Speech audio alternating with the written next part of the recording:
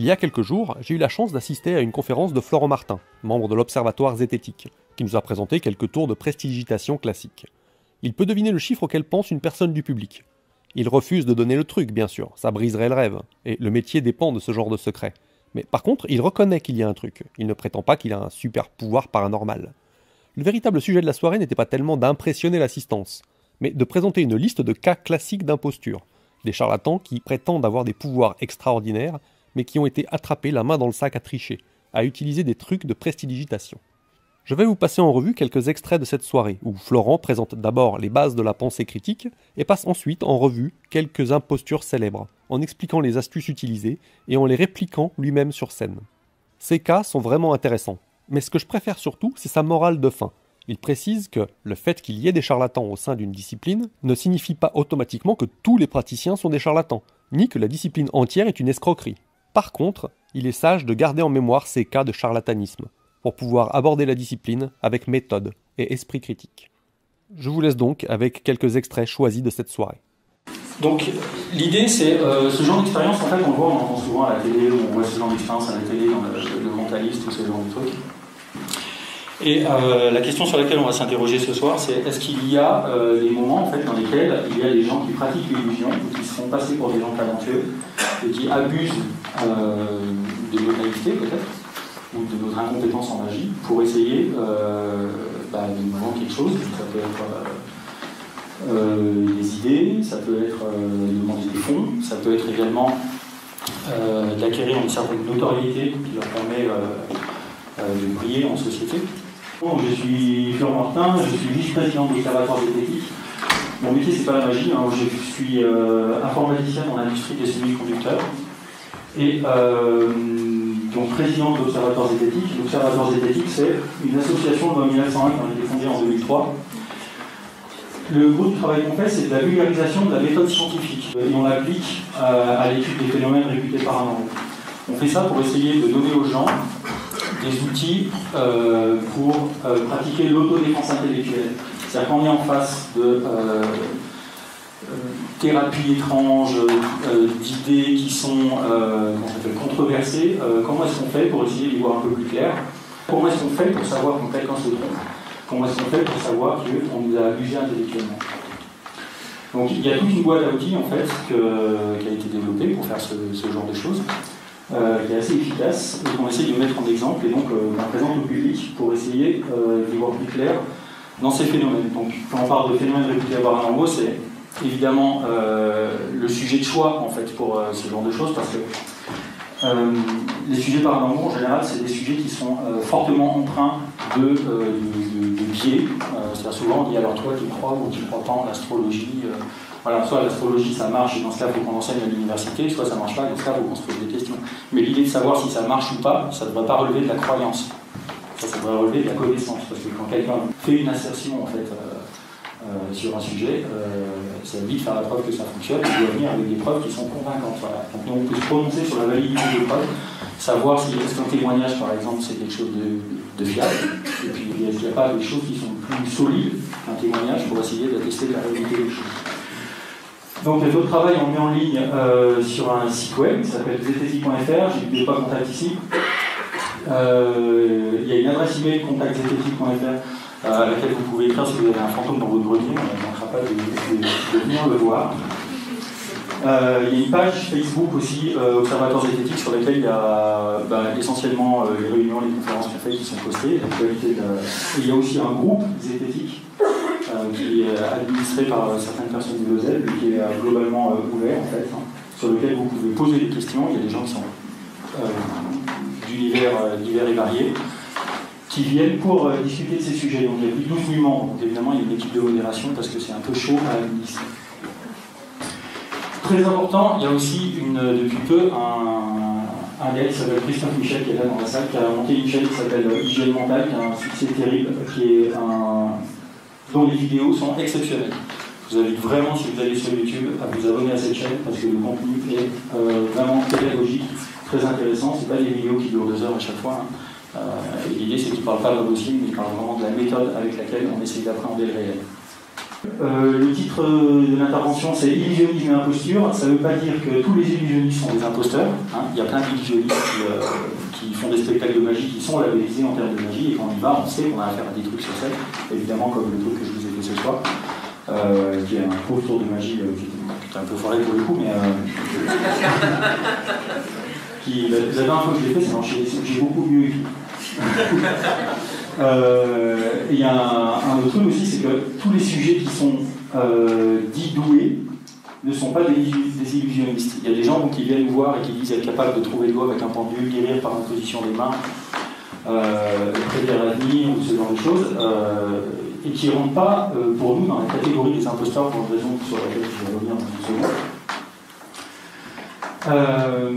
Détail, donc, c'est qu'à l'Observatoire zététique, on n'a jamais vraiment eu affaire à des charlatans. Enfin, si, mais ils sont sur les doigts d'une main, en fait. Donc c'est vraiment très anecdotique. Le mot charlatan, c'est un mot qu'on n'utilise pas tout simplement parce que la plupart des gens à qui on a affaire quand on fait des enquêtes ou des expériences, c'est même souvent des gens qui nous contactent en nous demandant de mettre à leur service notre savoir-faire en termes d'élaboration de protocole.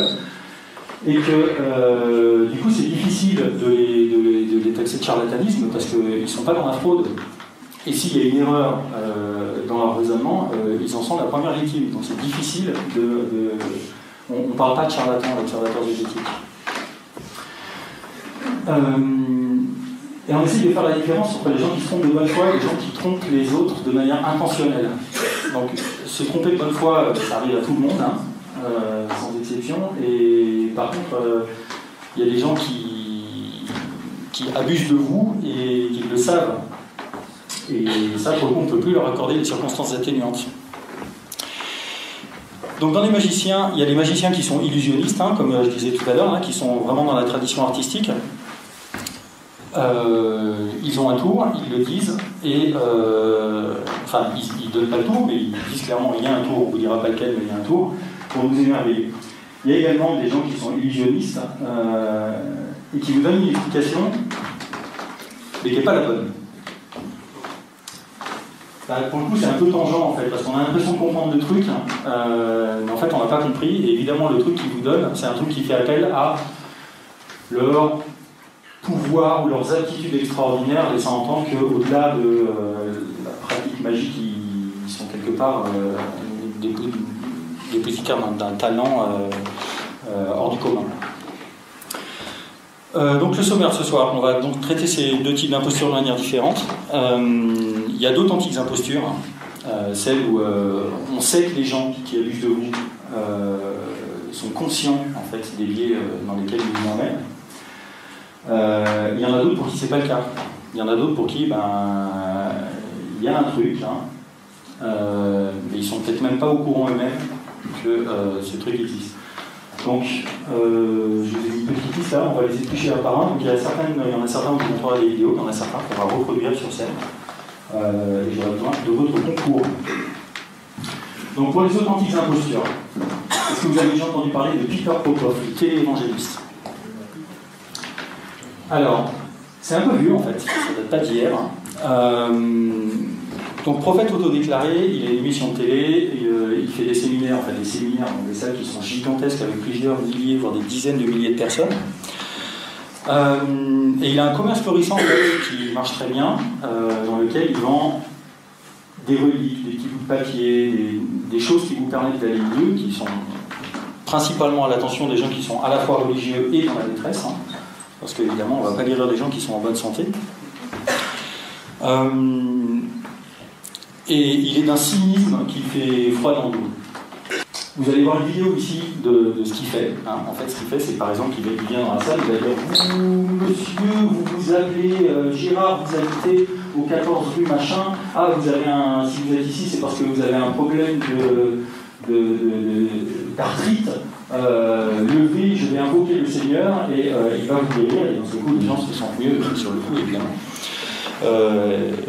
Et du coup, il y a des magiciens qui se sont penchés sur son corps en se disant bon sang, mais comment le gars fait pour savoir comme ça dans un public au hasard comment s'appellent les gens? Alors, le truc, je vous le dis tout de suite en français, vous allez le voir après en anglais dans l'intervention. En fait, sa femme fait remplir des questionnaires à l'entrée de la salle, il repère des gens, et lui, il a une oreillette, en fait, et sa femme lui donne des informations au fur et à mesure. Et donc ce que le magicien James Randi a fait, c'est qu'il est venu voir un de ses congrès avec un scanner radio, et il a enregistré ce qu'il y avait à la radio, et il a synchronisé avec l'image du spectacle. Et vous allez voir donc l'image de sa femme qui lui parle, en même temps qu'il répète les choses à la volée. God told me, he said, you smite that cancer with your fist. At the time, Popoff was pulling in nearly $4 million a year, healing people on his miracle crusades. You've got cancer of the stomach? Are you ready for God to burn that cancer out? Here it goes in the mighty. Devil, back off. Back off, devil! Woo. Hallelujah! Hallelujah! You really believe you're healed? Yes. You think your cancers are gone now? Yes, I believe that because God never lies and we stand in His word. Praise the Lord. I tell you, from now on, you're going to have a song of victory in your heart. Amen. To his followers, Popoff seemed to have divine powers. Alice, is it Gould? Alice Gould? He knew their names, Stand up, Alice. as well as the afflictions they'd come to cure. God is touching that thyroid condition right now. God is touching your nerves right now. God is touching your eyes. Just lift up your hands, get ready, here it comes. He also knew the personal details of their lives. Hear good news from Charles before everything is over. I'll tell you, he's going to be completely delivered because of your prayers, because of your faith. Here it comes, complete healing in Jesus. Woo! Mighty name right now, right now, right now. Amen. It's all right to praise the Lord. I suspected that Popoff's revelations were other than divine. The radio scanner we brought to the hall picked up a decidedly worldly source. Hello, Petey. Can you hear me? If you can't, you're in trouble. John, is it Popoff was being prompted by his wife through a wireless earpiece. John? Deary Johnson. She'd gotten her information from prayer cards filled out by the faithful before the show began. She wants to get rid of the walker. You want to get rid of this walker, sister? Oh, glory. How long have you been walking on that walker? About 3 years. 3 years. She lives at 1627 10th Street. 1627 10th Street? Is that right? That's right. She has arthritis all over. Burning this arthritis right out of your body. Take a few steps just to make the devil mad. Hallelujah. That's it. Just move around a little bit. There she goes. Just walk with me. Oh, glory to God. She's not going to need that walker anymore. God's just putting new strength, new health, burning that arthritis out of her body. Just keep going. Hallelujah. Voilà, en 87, Peter Popoff a dû déclarer banqueroute après qu'en fait il ait été exposé, parce que la vidéo en question que vous venez de voir a été diffusée dans le Tonight Show, une émission américaine en fait, qui est très regardée aux États-Unis. Et donc ça a été chaud pour lui, il a disparu, mais comme le phénix renaît de ses cendres, en 2005 son église déclare 23 millions aux impôts. Et ce revenu personnel donc cumulé avec sa femme et ses 2 enfants, parce qu'il fait toucher de l'argent à ses enfants également sur le coup, c'est 1,360 000 $ par an. Et surtout en 2006, le truc sympa, c'est qu'il est passé du statut d'entreprise à celui de religion. Ce qui fait qu'aux États-Unis, on est exempté de taxes quand on tombe dans ce cadre-là. Et le gros intérêt aussi, c'est qu'on n'a plus à déclarer en fait ses revenus. Ces revenus sont plus publics. Et du coup, on ne sait plus combien il touche depuis. Hein. Mais il a repris ses activités et ça marche très bien pour lui. Il y a un autre exemple aussi, comme ça, qui est toujours un peu tourné dans la religion, c'est quelqu'un qui s'appelle Satya Sai Baba. Je ne sais pas si vous avez entendu parler. Il y a des chances que c'est un peu plus proche de lui, en fait, parce que les produits qu'il distribue, en fait, on les trouve à peu près on les trouve dans beaucoup de magasins, en France, à Grenoble aussi, notamment si vous achetez de l'encens, par exemple, il y a toutes les chances que ce soit de l'encens Sai Baba. On peut le reconnaître à une coupe à la Jackson 5 et toujours habillé en orange. Et donc son ensemble est très très très populaire. Vous allez à n'importe quel magasin ésotérique ou un peu de nature, santé, quelque chose comme ça, vous êtes quasi certain de tomber dessus. Donc c'est un maître spirituel indien qui se présentait comme un avatar, c'est-à-dire une incarnation divine, et donc il a des attributs de l'incarnation divine, c'est-à-dire qu'il peut matérialiser des objets, je vous montrer ça en vidéo, il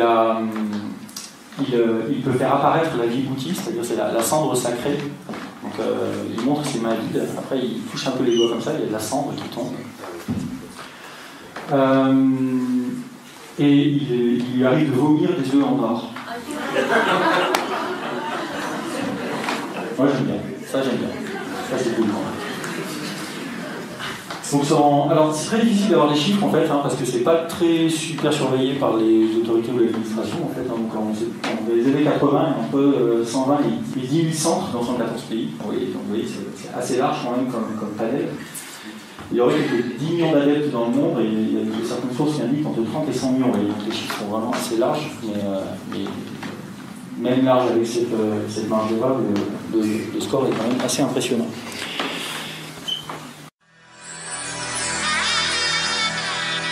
Aux yeux du public, Sai Baba est un faiseur de miracles, et ce talent vient étayer ses prétentions au statut de Dieu vivant. Nombre de ses disciples et même certains de ses détracteurs croient qu'il possède vraiment des pouvoirs paranormaux. Au fil des années, il a matérialisé une foule d'objets, des montres, des bagues ou des colliers.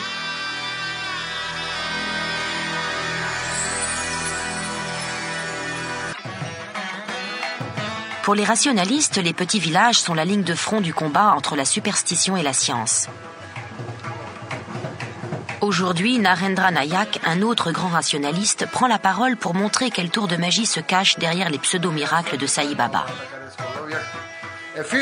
Il y a quelques années, Sai Baba a accompli un miracle en public. Il a présenté ses mains vides avant de les agiter en l'air.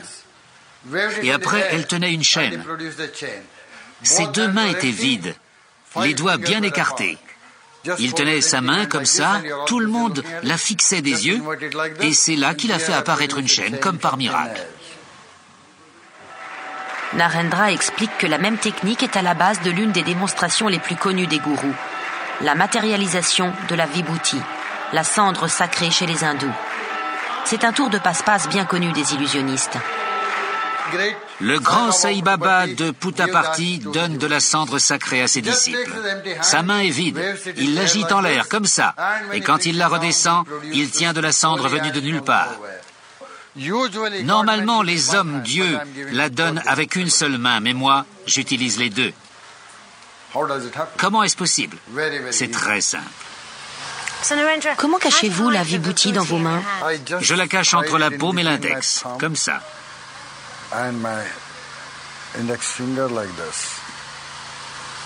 Je peux essayer? Vous devez prendre l'air détaché pour que personne ne se doute de ce qui se passe. Et quand vous agitez la main en l'air, vous l'écrasez, comme ça. Ce n'est pas si facile que ça. Ça demande de l'entraînement. D'accord. Tous les faiseurs de miracles tournent la main avant de faire quoi que ce soit. Vous savez pourquoi? Pour que les gens ne voient pas les doigts bouger parce que la main tourne. On exige des croyants une foi absolue. Lors des fêtes en l'honneur de Shiva, les hindous semblent renoncer de leur plein gré à leur liberté intellectuelle.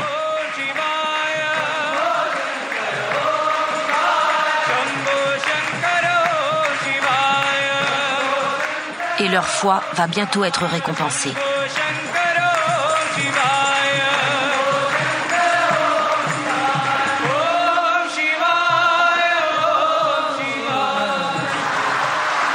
Soudain, il apparaît. Le lingam doré, symbole de l'être suprême. Et pour les disciples dans l'assemblée, c'est un authentique miracle.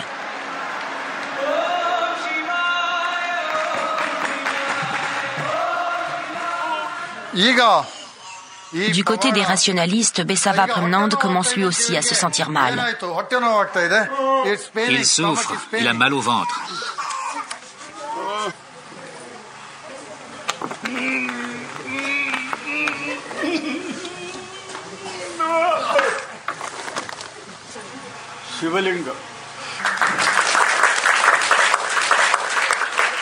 Il avait ça dans son corps. C'est un truc de régurgitation que connaissent de nombreux magiciens. Certains peuvent avaler une pierre et la recracher? Oui, il la régurgite. Mais lui, il ne le fait plus. Pourquoi? On voit que maintenant, il tient une serviette à la main. Et il l'approche de sa bouche? Oui, parfois, il boit même une gorgée d'eau dans un verre et là, il met l'œuf dans sa bouche. Et on le voit vomir? Oui. Parfois, il mélange un peu les deux méthodes comme ça. Il le cache dans sa serviette, il fait tous les gestes.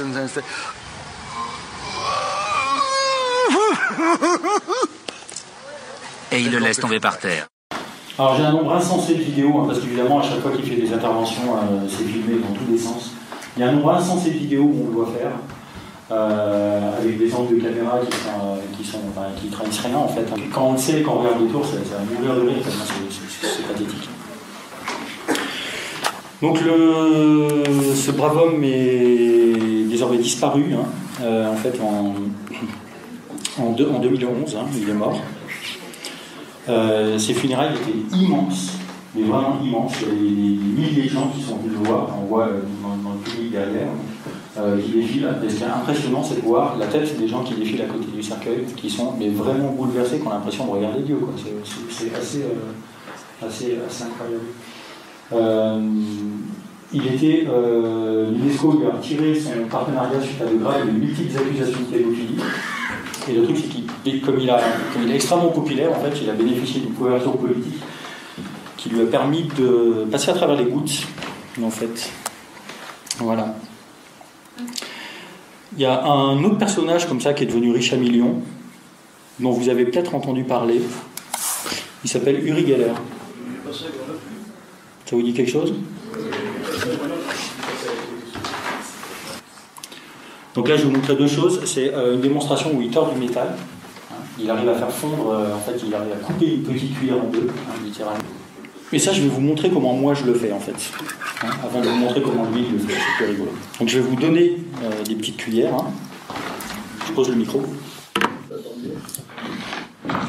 Je sais pas si vous voulez essayer. Petite cuillère. Ça chauffe.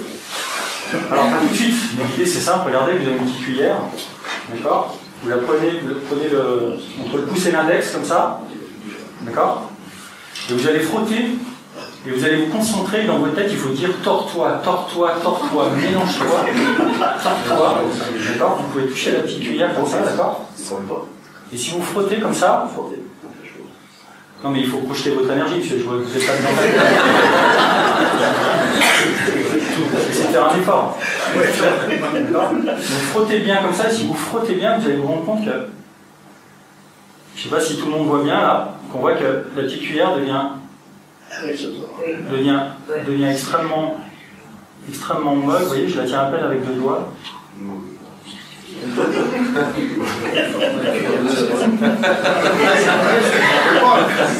Regardez, elle est vraiment, là, elle devient vraiment molle.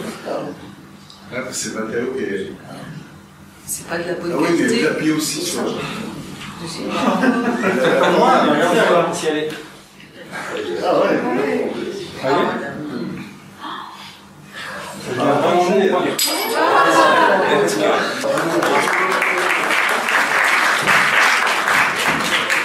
Vous allez voir la vidéo où en fait le même magicien qu'on voyait tout à l'heure qui pillait Popov, qui s'appelle James Randi, qui est un sceptique américain très connu, qui va vous expliquer le tour et vous allez voir à quel point c'est navrant.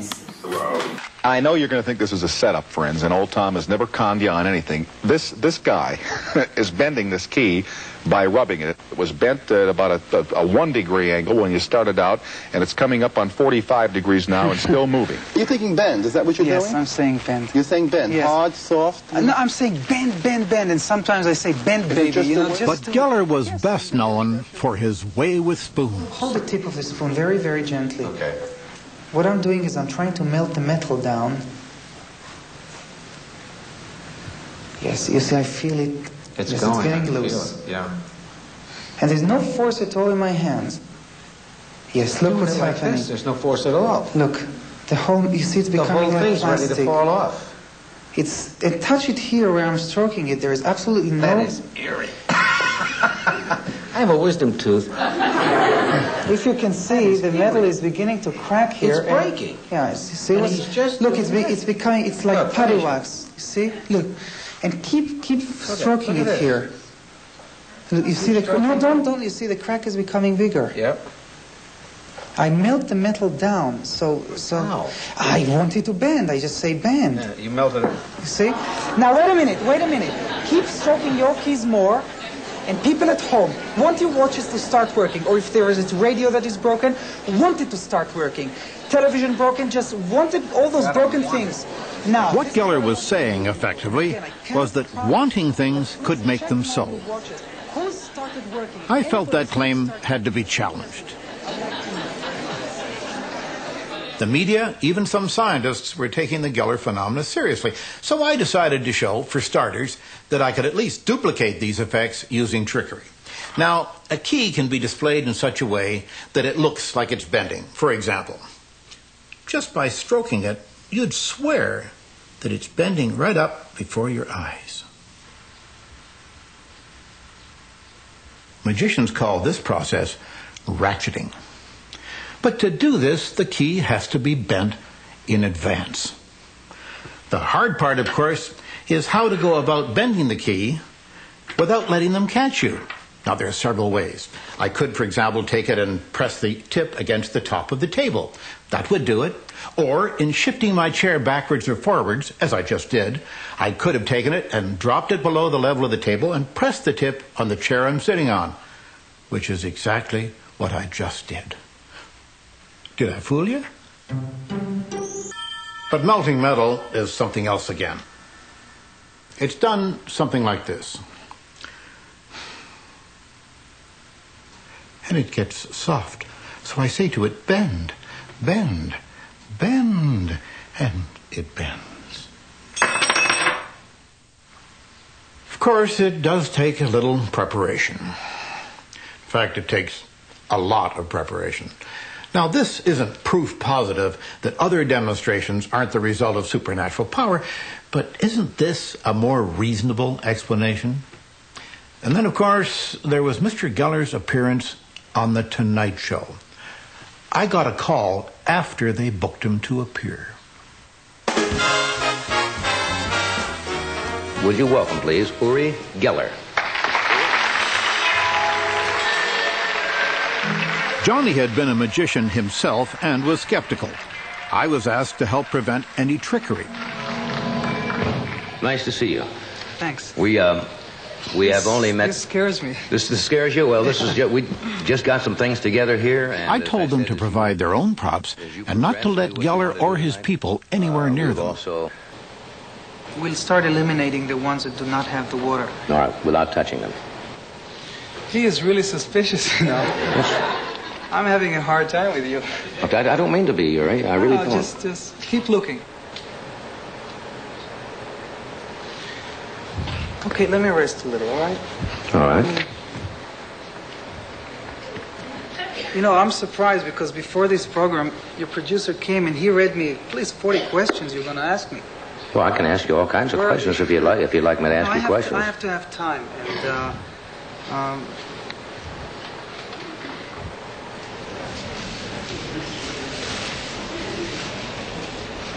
Jark, we are back. Uri was telling me you don't feel what, strong tonight? I don't Is that? feel strong. It's not all tonight. Right now, I'm feeling being pressed, and then I can't. Well, I'm not trying to press you. I really not. No, you're only telling me, well, will you try that or that? Well, I thought that was the idea of. No, I'm not trying to put you down. Donc c'est un peu ébranlé sa carrière, hein. Il n'y avait pas plus que ça en fait. Hein. Parce que quand vous faites le tour à des gens qui ne connaissent pas, bah, ils se laissent lever pareil. Quoi. Mais le truc c'est qu'il s'est fait attraper à tricher un nombre de fois insensé en fait. Il y a des... C'est Gérard Majac, je crois qu'il avait contrôlé. Alors Uri Geller, il était venu dans une émission chez Pollack en fait. Et au moment où il a tenté de faire son début de carrière en France, il s'est pointé dans l'émission de Pollack et il a fait 1h30 de show avec des trucs où il se concentrait, il arrive à faire bouger une boussole, des choses comme ça. Il a fait plein de tours. Et à la fin de l'émission, il y a Majax qui était dans les coulisses, qui en fait, il s'est invité dans l'émission. Et alors que le générique de fin avait commencé, Majax déboule furieux sur le plateau, donc je l'ai en vidéo aussi, c'est assez rigolo. Il déboule furieux sur le plateau et en 3 minutes, le temps du générique, quoi, il refait tous les tours de Geller.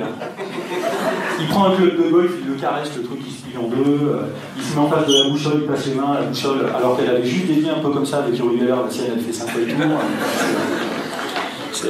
C'est assez. Donc on dit pas qu'il n'a pas un don, Yuri Geller. Hein. Ce qu'on dit, c'est qu'il y a des gars professionnels de la magie, comme lui il était, hein, qui font la même chose. Ça se trouve, il le fait réellement par la force de la pensée. Hein. Le truc, c'est qu'à chaque fois qu'on lui donne des cuillères qui sont pas bricolées, bah, là, pour le coup, ça marche plus. Du coup, ça devient délicat d'arriver à retenir cette hypothèse, quoi. Bon, il y a un autre truc un peu plus tragique qui s'appelle l'ordre du temple solaire. Voilà, c'est en français, je vous le mets tout de suite là parce que c'est vraiment pathétique. Pour renforcer la conviction des adeptes, tous les moyens sont bons, même les trucages. Et souvenez-vous, le Graal, Melchisédek. Les cérémonies de l'ordre du Temple solaire, pour les plus fidèles, se terminent avec l'apparition du Graal. Bien sûr, les adeptes ignorent tout des trucages qui leur permettent de voir en vrai une telle apparition. Des trucages fort utiles pour masquer les dérapages des gourous. Ainsi, lorsque Joe Dimambro met enceinte par accident une de ses adeptes, il fait croire au miracle et annonce la venue du futur Messie. Lors d'une cérémonie, il organise une véritable mise en scène et féconde la future maman du bout d'une épée. La réalité, évidemment, est moins poétique. Si on prend cette épée, de ce côté-ci, qui a une apparence complètement ordinaire, on retourne l'épée, on se rend compte qu'au bout, il y a une petite lumière rouge. Vous avez un fil qui court tout le long de l'épée. Vous arrivez à un interrupteur et une pile. Bricolage archaïque, mais suffisant pour faire croire à l'Immaculée Conception. L'enfant, une petite fille appelée Emmanuel, grandira dans le respect et la dévotion des adeptes. Bon. Ça fait pas toujours rire en fait, hein, ces cas-là, parce que là, depuis le début on rigole en voyant ce genre de trucs, mais c'est vrai que quand on est donnant et qu'on est émotionnellement engagé dans ce genre de choses, bah, souvent c'est des histoires tragiques en fait, hein, qui sont derrière, c'est pas super rigolo en fait. Hein. Là pour le coup ça a fini en brasier, donc c'est pas...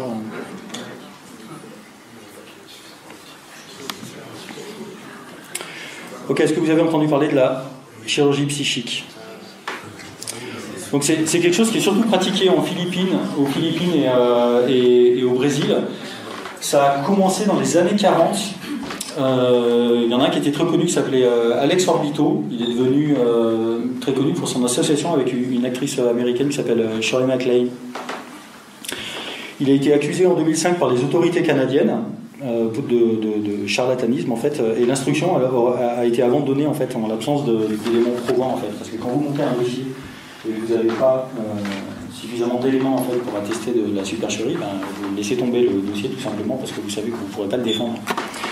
En 1984, c'est un autre chirurgien philippin qui est extrêmement connu aussi, qui s'appelle Jun Labo, qui a fait beaucoup parler de lui pour avoir traité pendant 6 semaines un comédien américain qui s'appelle Andy Kaufman, qui était atteint d'une tumeur au poumon. Et suite en fait, à sa tumeur, il a fait de la radiothérapie. Sa radiothérapie, il était assez clairement condamné par la médecine moderne. Et donc, en dernier recours, il allait voir un chirurgien philippin qui a passé 6 semaines avec lui, en fait, à lui sortir des tumeurs dans tous les sens. Hein. Donc, il a dit a posteriori qu'il avait sorti une tumeur. Et Kaufman s'est déclaré guéri. Il est mort 2 mois après. Donc, je vais montrer une vidéo où on voit cette expérience, en fait, hein, qui est faite.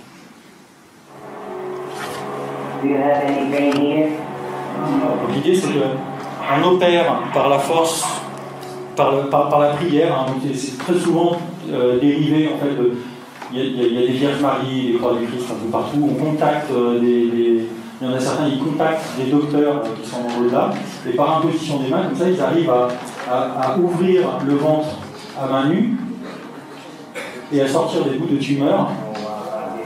Alors évidemment, quand on a du sang, quand on va en mettre un peu partout, c'est plus rigolo. Donc le gars, il n'est pas anesthésié, il a pas mal. On va lui sortir des petits bouts de tumeur, on lui explique que son problème il est à cet endroit-là. Hop.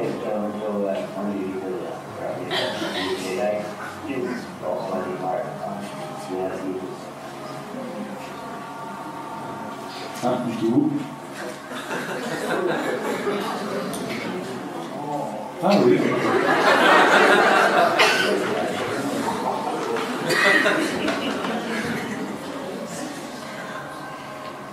Encore un peu de sang.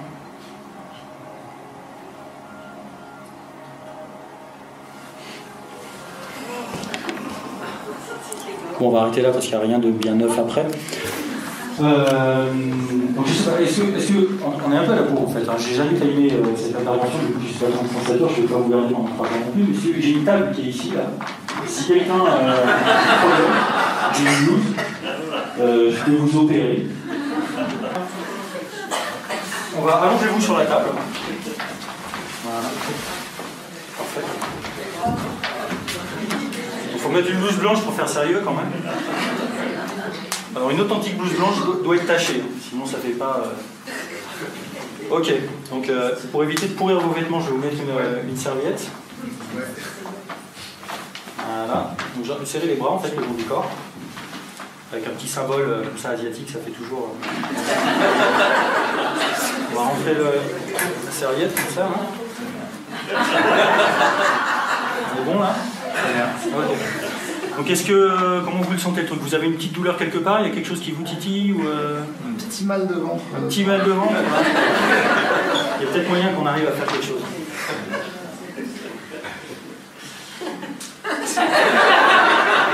Non, il faut vraiment se détendre, hein, parce que sinon ça...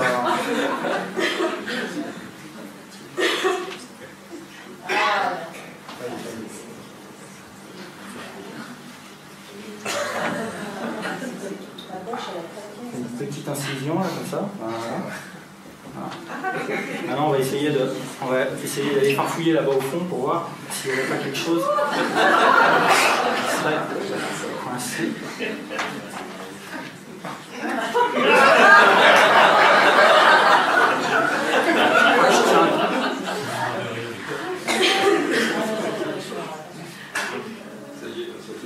Non, ça va.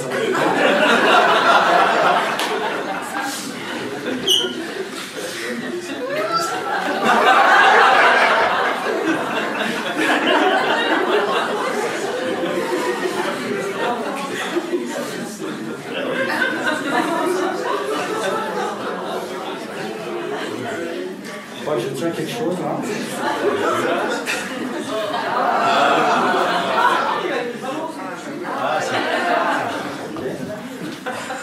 Alors là, c'est pas autre chose.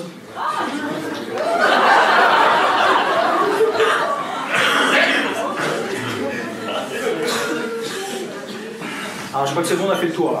Là on est bon. On va essayer de dire une petite prière avec moi pour essayer de faire cicatriser ça rapidement. Ouais, j'ai vu Salut Marie pleine de grâce. Ça va aller, ça suffira. Vous êtes guéris. Hop, ça va déjà bien.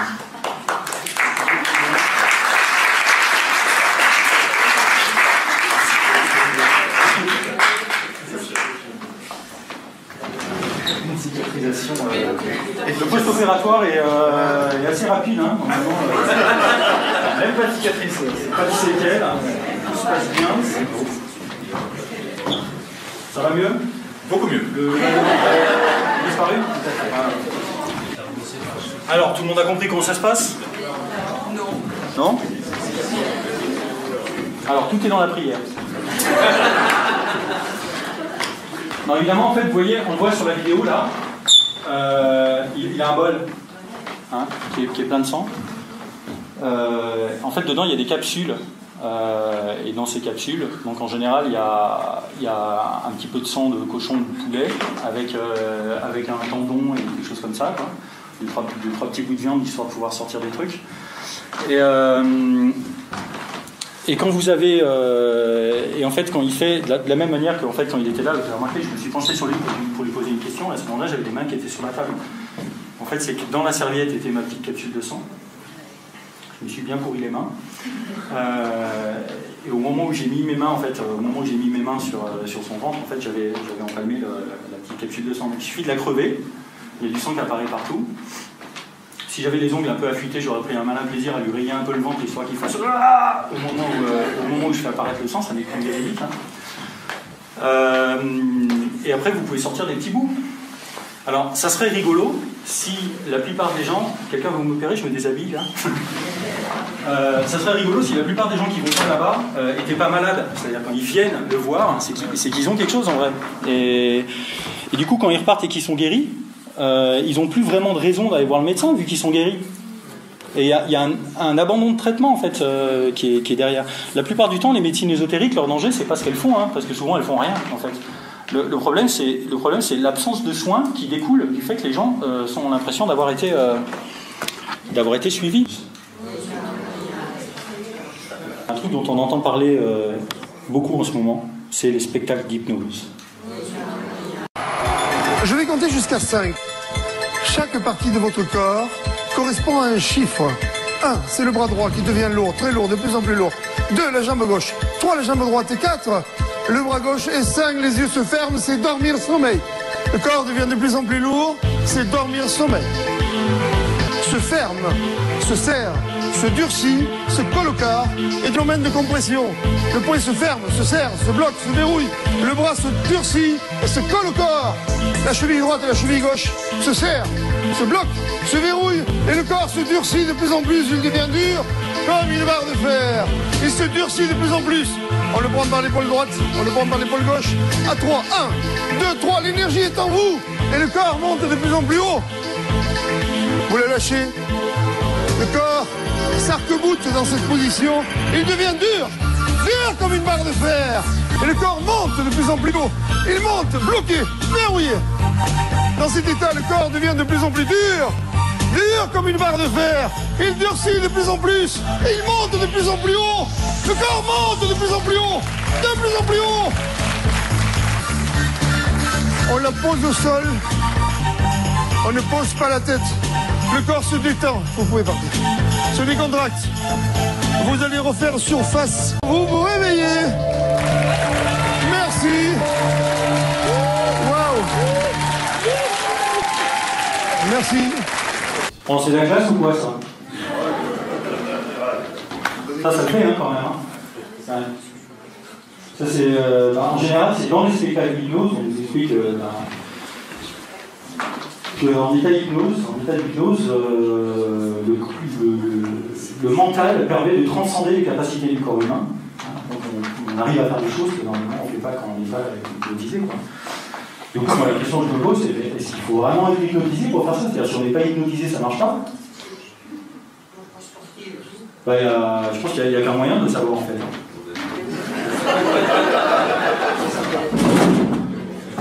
Coup de bol, j'ai les...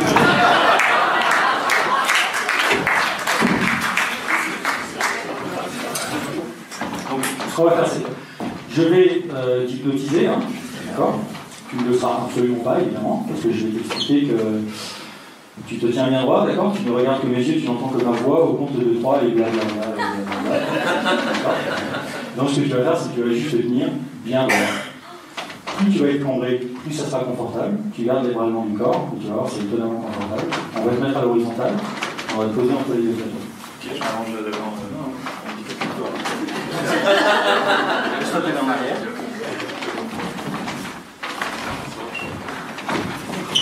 Ah, il est lourd, je sais pas.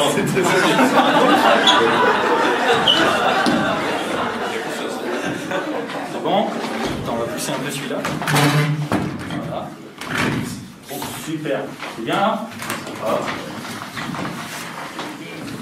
Ok, donc déjà il tient. Alors vous verrez après ce qu'il fait dans la vidéo. Si vous voulez vraiment faire en sorte que ça tienne mieux, si là c'est bon. Ce qu'il fait, c'est qu'il fait ça. Plus t'es cambré, plus t'as la tête en arrière, plus t'as les fesses vers le haut, et plus c'est confortable. Tu peux enlever tes chaussures? Parce qu'on va pas rigoler, hein, parce que lui ce qu'il faisait, c'est que, je sais pas si vous avez vu, il avait une main sur la poitrine et puis une main qui tenait sur le... En fait il était à moitié à genoux sur elle, le poids il était sur les tréteaux. Comme nous on n'est pas des rigolos. Mets-toi debout sur la chaise. Il tient bien. Tu vas prendre ton pied droit, tu vas le mettre là. Sûr?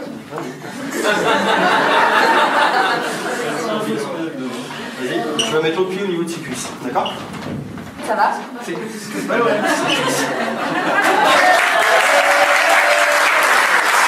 Et je vous dis avant, là.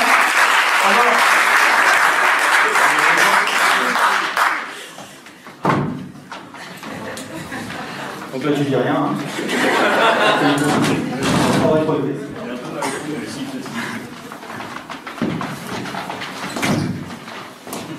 Alors attends, tu es encore endormi, hein, je parle. On va pas tout de suite. Donc au compte de 3, je te réveillerai, tu te souviendras absolument plus de rien. 1, 2, 3. Tu te souviens de quelque chose? Absolument pas.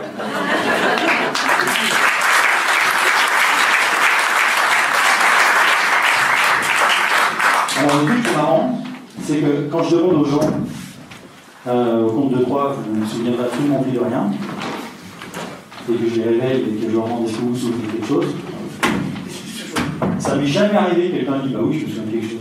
Tous ils disent non, je me souviens de rien.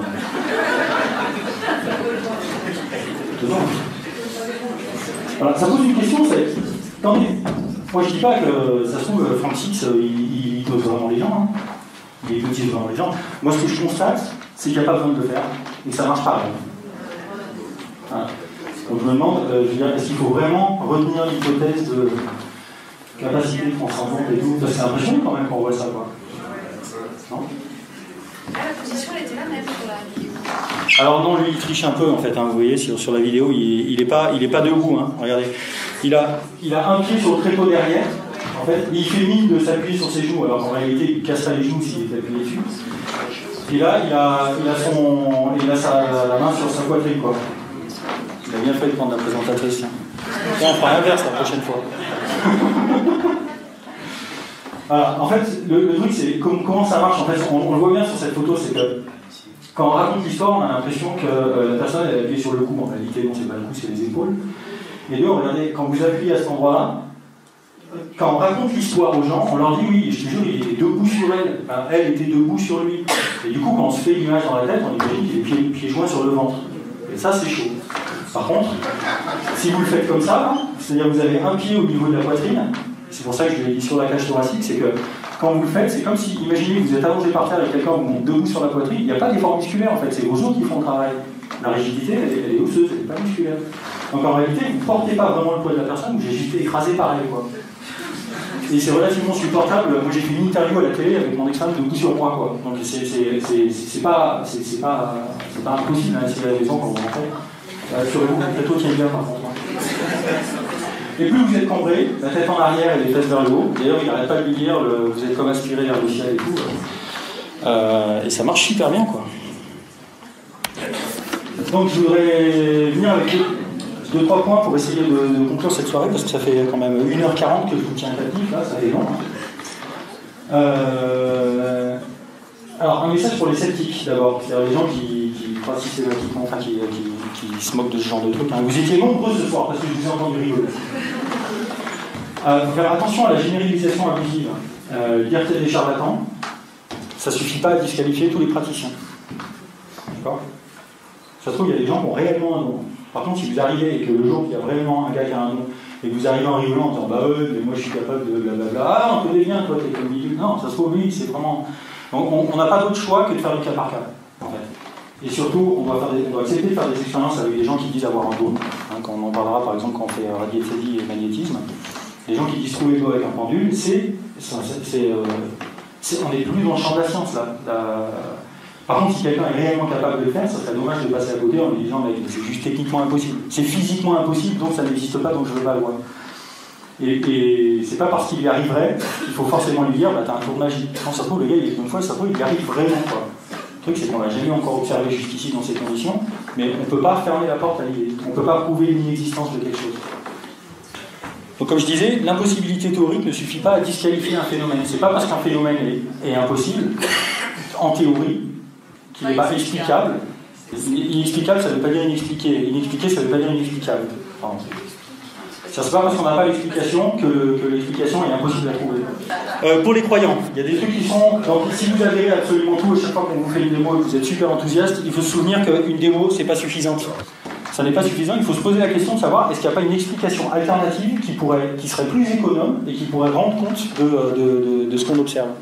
Il y a un autre concept, bon celui-là je vais l'expliquer, qui est familier avec le rasoir d'Occam, le principe de parcimonie. What? Ça c'est tous ceux qui sont au Claude Richard pour ça. Ok.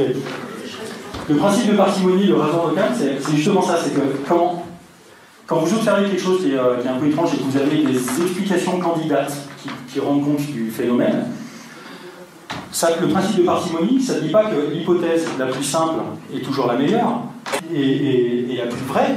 Ce que ça dit, c'est que si on doit retenir une hypothèse, autant commencer par la plus simple.